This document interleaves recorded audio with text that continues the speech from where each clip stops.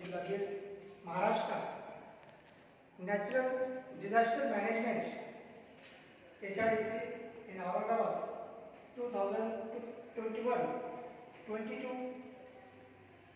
मैं आज आपको नेचुरल डिजास्टर पे सेमिनार देने वाला हूँ। तो दोस्तों मुझे बताओ, आज कौन कौन सी आपदा आपको मालूम है? जैसे कि पूर है, टोर्नाडो है, सुनामी है, बांध फटना है, ये सब नेचुरल आता है। इसमें से मेजर जो आता है वो पूर है। तो पूर की परिभाषा क्या है?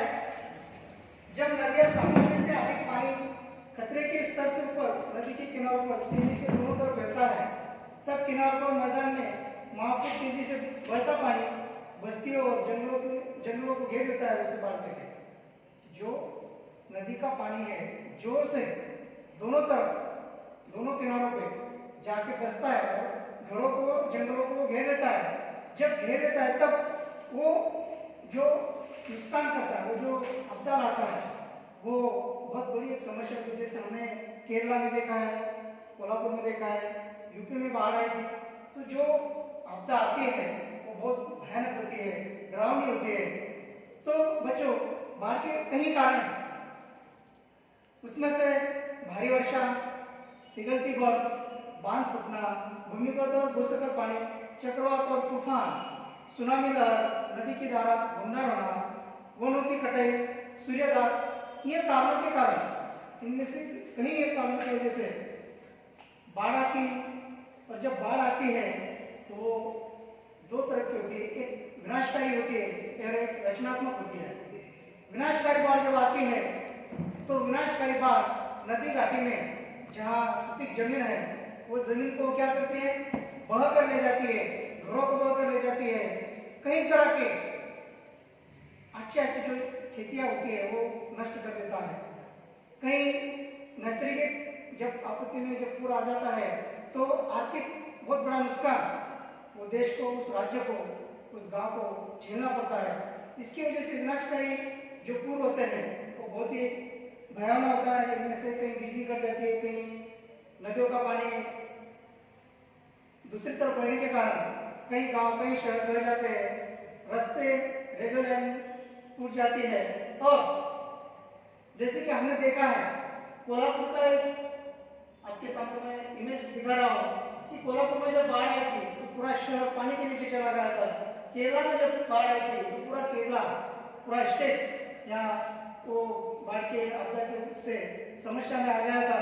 तो बाढ़ की अधिक मात्रा में जब पानी के समय उसका प्रभाव अगर ज्यादा है तो ये समस्या आती है। लेकिन बाढ़ के कुछ रचनात्मक परिणाम भी है। जैसे जब बाढ़ आती है और नदी का जो निचला भाग है उस भाग में अच्छी मिट्टी का संचयन होकर वो जमीन सुपीक भी बन जाती है, कुएं का पानी बढ़ जाता है, जैसे कहीं पीने की पानी की समस्या है वो बढ़ जाती है। इस तरह से फ्लड का रचनात्मक परिणाम भी है। जैसे हमने देखा कि एक विनाशकारी है तो दूसरा रचनात्मक भी है। बाढ़ आना अच्छा भी है और बाढ़ आना अच्छा भी नहीं। बाढ़ अगर उसका प्रभाव बहुत ज्यादा है तो फिर उसके बहुत भयानक रूप हमें यहाँ देखने पड़ते हैं। दूसरी बात है, बाढ़ को हम नियंत्रण कैसे कर सकते हैं? दोस्तों, बाढ़ को हम नियंत्रण कर सकते हैं। उसकी वजह से आपको सबसे पहला काम करना है पेड़ लगाने हैं।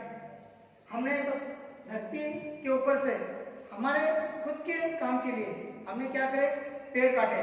और पेड़ काटने की वजह से जो पानी गिरता है, जो बारिश का पानी गिरता है, वो सीधा नदियों की तरफ, निचली तरफ निकलता है और वो कई नहीं रुकने कैसे उसकी प्रवाह की धारा बहुत ज्यादा होने के कारण वो महापुर आ सकता है। दूसरा है, बाढ़ तक हमें बांधना है। अगर बाढ़ आती है तो उसे रोकने के लिए नदी के दोनों किनारे हमें क्या करना है? बाढ़ तक बनाना है। और बाढ़ तक जब हम बनाएंगे तो कम से कम हमें उसका मिलेगा।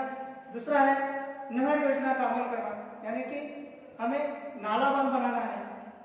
वो जो नदिया का पानी है उसे दूसरी तरफ से उसका नाला बना के उसे हमें वहाँ उसका जो प्रवाह उसे मोड़ देना है, बांध बनाना है कि डैम बनाना है हमें। नदी का पानी को उसका प्रवाह जो रोकना है, उसको हर स्टेज पे रोकना है, तो उस नदी पे हमें बांध बनाना पड़ेगा, तालाब बनाना पड़ेगा। और तालाब बनाने की जैसे हमने देखा है सतलज नदी पे भाखरा नागर बहुत बड़ा प्रकल्प है, गोदावरी नदी पे जायकवाड़ी प्रकल्प है। इस तरह से ये जो बड़ी नदियां हैं, इनका प्रभाव बहुत ज्यादा होता है, इससे बहुत ज्यादा आपदा आती है, बहुत ज्यादा नुकसान समस्या हो जाती है। तो ये रोकने के लिए हमें बांध बनाने पड़ेंगे। और उसका कारण है बाढ़ नहरों का निर्माण करना, यानी कि बाढ़ जब आने वाली है तो उसमें से हमें छोटे छोटे नहर बना के, कालवे बना के उसको हमें क्या करना है, इस पानी को ट्रांसफर कर देना है।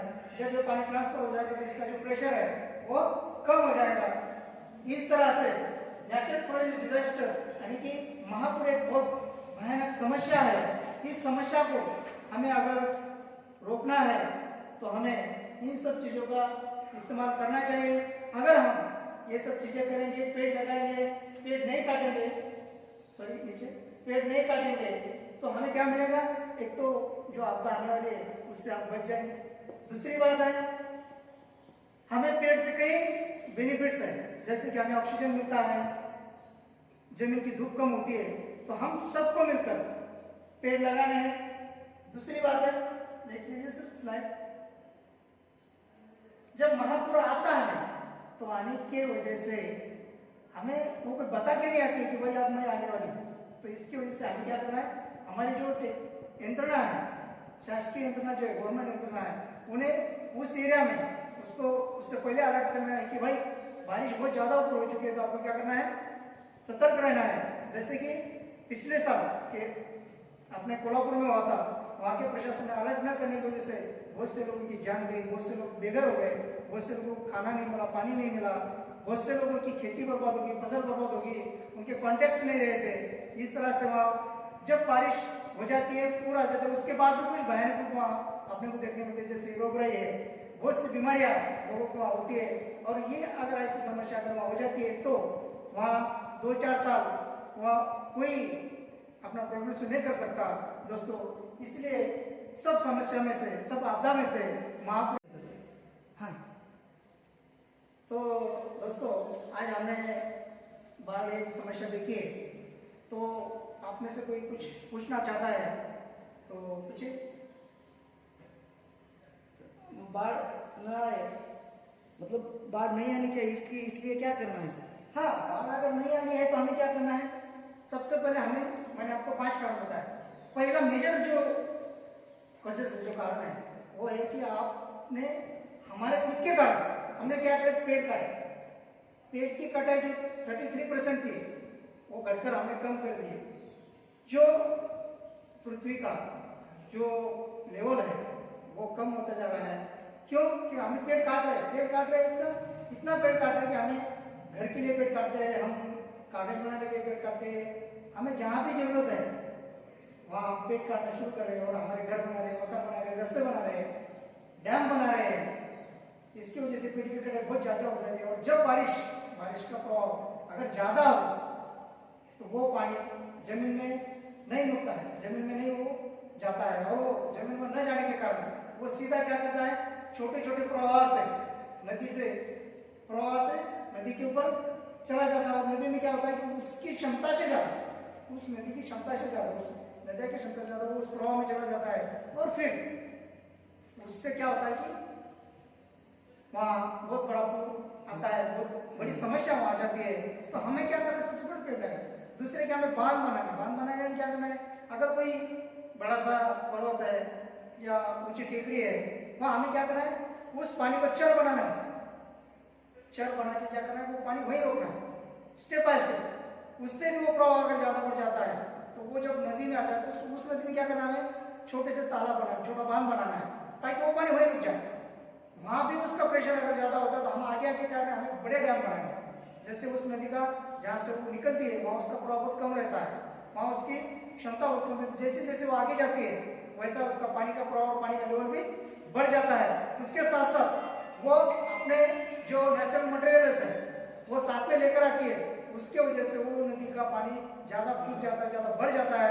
और जब उसका पानी बढ़ जाता है तो वो नदी में न रुकने के कारण उस किनारे पे जोर से फैलता है और जो किनारे की जो संस्कृतियाँ है, किनारों की जो घर है, वो सब क्या करते हो साथ में लेकर बह जाती है और बहुत बड़ी आपदा यहाँ हो जाती है। और सर किसी को पूछना है?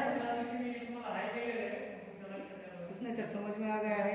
अब सब मिलकर बाढ़ ना आए करके ऐसा एफर्ट करेंगे, प्रयत्न करेंगे। Okay, thank you.